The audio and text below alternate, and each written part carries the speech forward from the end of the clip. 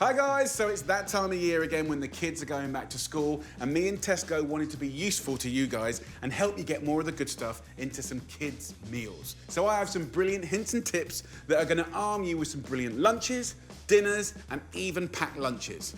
Let's do this. This is my leftover veggie samosa. Take a little bit of your leftover veg, tear it up with your clean hands, just really mash it up. There are so many recipes for samosa. Often it's spiced. For me, with my kids, I'm not gonna give them anything really spicy. We're gonna keep it nice and mild. And for that, a great little trick is using some really good quality mango chutney. That really turns your everyday leftover vegetables into something a little bit more exciting. If you wanted to add a little bit of frozen peas, you can. So when it comes to stuffing the pastry, phyllo pastry is what I'm using. You can get it in the supermarket. When you're using it, always keep it on and wrapped in that wet cloth. And then one sheet at a time, I'll take this out. So what I want to do to brush this pastry is use a tablespoon of olive oil and a tablespoon of vinegar mixed up. This is going to rehydrate the pastry, cut it in half. So you want a nice big spoon of this mix, about 80 grams, and then that counts as one of your 5 fruit and veg a day, which is fantastic. Mold it with your fingers in roughly triangle. Take that corner, fold it over, flop it over again, and then flop it over again like that. And then you've got a really simple little samosa. So on this one, I'm gonna change up the shape and do it more like a sausage shape. Super easy. So now just brush this on top to make it go golden and delicious. You could freeze this right now. If you want to cook it now, 180 degrees Celsius for about 25 minutes until golden and delicious. Okay, so they've had 25 minutes, but look, crispy, golden. If you let these cool down, they're fantastic in a picnic or a lunchbox. There you go. From a plate of leftover roasted veggies to a beautiful plate of crispy samosas. Let's have a try. So my next tip is super quick. It's a beautiful rainbow wrap. So get yourself a nice tortilla wrap. If you want to get the nutrition up and the flavor, go for the seeded ones. Any veggies or even fruit that you've got in the fridge that are nice and crunchy, go for it. I have a carrot here, just long strokes on a box grater like this. Get some apple in there as well, beetroots, white cabbage. You could use red cabbage or even Savoy cabbage if you want.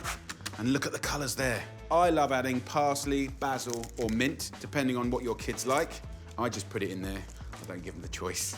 So now I want to dress it. You can use just a tablespoon of olive oil and a tablespoon of vinegar. But if you want to make it even more nutritious, yogurt, a little bit of mustard, salt, pepper, and a little bit of vinegar. Just dress it up and then go straight into the middle.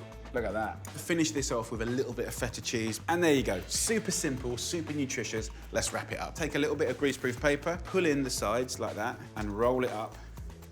And we'll wrap it in the paper. Now, twist the opposite direction, and there you get a lovely rainbow wrap. And my kids absolutely love this.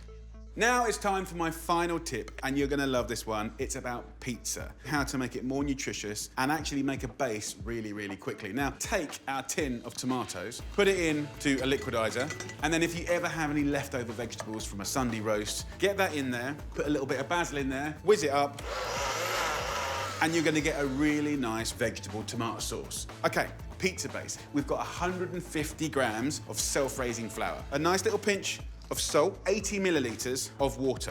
So use the fork to mix the wet part with the flour. When it kind of gets too hard to use the fork anymore, that's a good sign that you can use your hands and start kneading.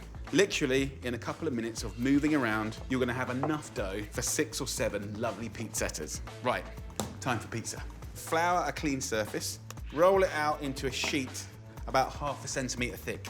Then pick up something like a teacup or a bowl that's the size of the pizza that you want and kind of press down, and there you go. Nice little pizza dough, ready and raring to go. Get yourself a little bit of oil on a nice tray. I've got the oven preheated to about 200 degrees Celsius. So look, we'll take a nice big tablespoon of our sauce. Any leftover sauce here, bag it up, fridge it up, freezer it up. You can use this for so many different meals. Then just nice little strokes of cheddar cheese on top. So a nice tip, if you want to get them fluffy and a nice crispy bottom, is put it on a gas hob just for 1 minute. Can you see the heat is starting here, and that lovely dough is starting to puff? Then as soon as you've done that, turn it off and straight in the oven, right in the middle. Right, about 5 minutes until golden and crispy, and you're going to have beautiful homemade pizzettas in no time at all. And look at these. It smells amazing. Yes, crazy crispy bits. That the kids will go mad for. Bit of basil. Then what my kids absolutely love is balsamic vinegar. So I just give it a little kiss, and that's a really nice, easy, sociable size, brilliant in a packed lunchbox. So there you go, guys. 3 brilliant little tips to get more veggies into the kids. Enjoy your lunchtimes, dinners or snacks, and even your packed lunches. Take care.